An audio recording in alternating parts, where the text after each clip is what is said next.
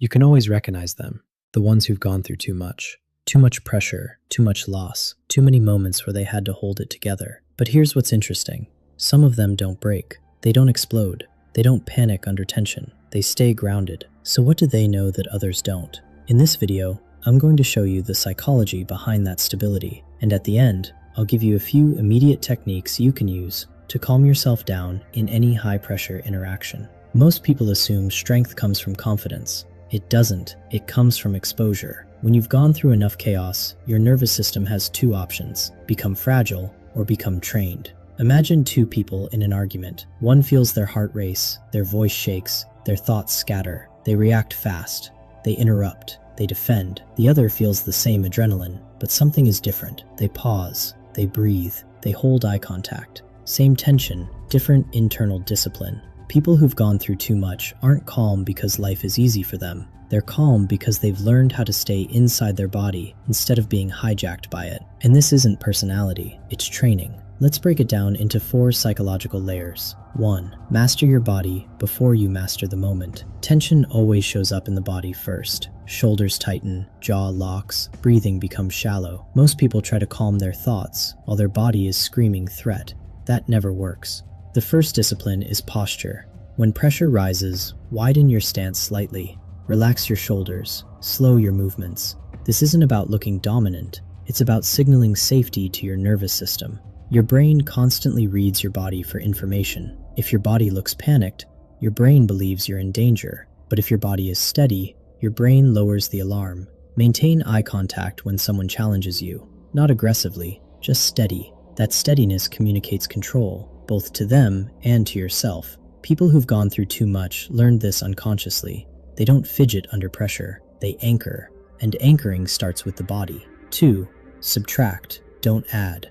When tension rises, most people add. They add words, they add explanations, they add defensive arguments. But grounded people subtract.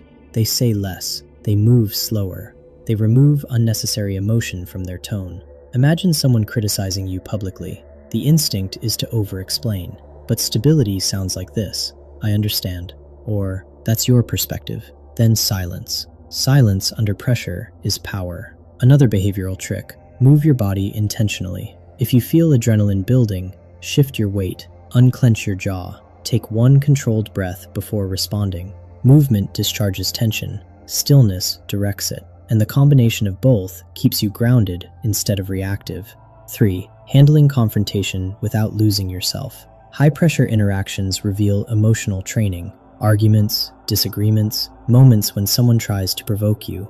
Here's the psychological mistake most people make. They try to win, but grounded people try to remain intact. Winning an argument is temporary. Maintaining composure is permanent. When someone raises their voice, lower yours slightly. When someone rushes, slow down. This creates contrast, and contrast shifts power. Also remember this: not every emotion requires expression. Just because you feel anger doesn't mean you must display it. Emotional maturity is feeling everything without leaking everything. People who've endured a lot understand this deeply. They've learned that reacting impulsively often creates more damage than the original problem. So they respond, not react. And that pause between stimulus and response is where stability lives. 4. Immediate calm-down tools. Now let me give you something practical, because theory is useless if you can't apply it in the moment. First, the 2-second rule. Before you answer any high-pressure question, pause for 2 seconds. Not dramatically, just enough to breathe once. Those 2 seconds interrupt emotional hijacking. Second, physical warm-up reset. If you know you're walking into a tense meeting or confrontation, do something physical beforehand.